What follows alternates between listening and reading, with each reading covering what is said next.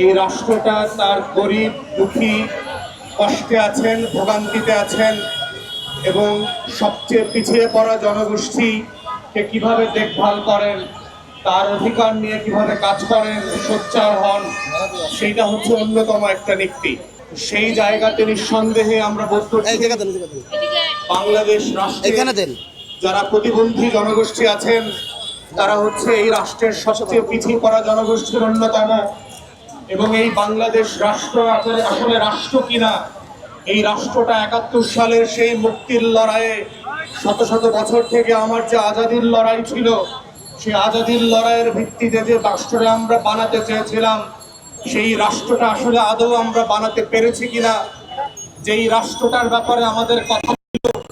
সেই সকলের হবে, সে গরিব মানুষের রাষ্ট্র হবে, সে নিম্নবিত্ত মানুষের রাষ্ট্র হবে, সে প্রতিবন্ধী মানুষের রাষ্ট্র হবে, সেই রাষ্ট্রটা আসলে আমরা বানাতে পেরেছি কিনা। ২৪-এর গণ অভ্যুত্থানের ১৪০০ শহীদের রক্ত ঘেরা এই অভ্যুত্থানের পক্ষে এসে ১ বছর পেরিয়ে আজকে আমাদেরকে সেই প্রশ্ন বারবার তুলতে হচ্ছে এবং করতে হচ্ছে যে আসলে এই রাষ্ট্র কতটুকু আমার, এই রাষ্ট্র আসলে কতটুকু গরিব মানুষের, এই রাষ্ট্র আসলে কতটুকু খেতে খাওয়া মজলুম মানুষের। আমরা গত ১০ মাস ১১ মাস থেকে দেখতে পাচ্ছি দেশের প্রায় ৯৩ লক্ষ প্রতিবন্ধী জনগোষ্ঠী যারা আছেন তাদের ন্যায্য হিস্যার মাননীয় উপদেষ্টা থেকে শুরু করে সরকারের বিভিন্ন মহলকে বারবার বলেছি যে জনগোষ্ঠীর এই অংশ যারা পিছিয়ে পড়া তারে শুধুমাত্র ৫% কোঠা অথবা ৩% প্রতিবন্ধী কোটার মধ্য দিয়ে যদি আমরা কাগজপত্রে সীমাবদ্ধ করে দেই তাহলে এই রাষ্ট্র কোনোদিন তার নিজের রাষ্ট্র হবে না। এই রাষ্ট্রটা যদি তাকে নাগরিক আকারে স্বীকৃতি দিতে হয় তাহলে প্রত্যেকদিন তাকে রাষ্ট্র আকারে যে অধিকার দেওয়ার কথা ছিল সেই অধিকার তাকে বুঝিয়ে দিতে হবে। এবং আমরা দেখতে পাচ্ছি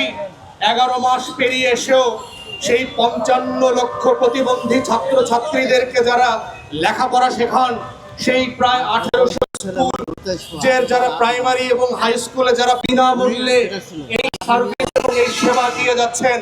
কিন্তু রিপিটেডলি আন্দোলন এবং দাবি দাওয়া করবার পরেও আমরা দেখতে পাচ্ছি এই রাষ্ট্রের যে ন্যূনতম মানবিক আচরণ দরকার ছিল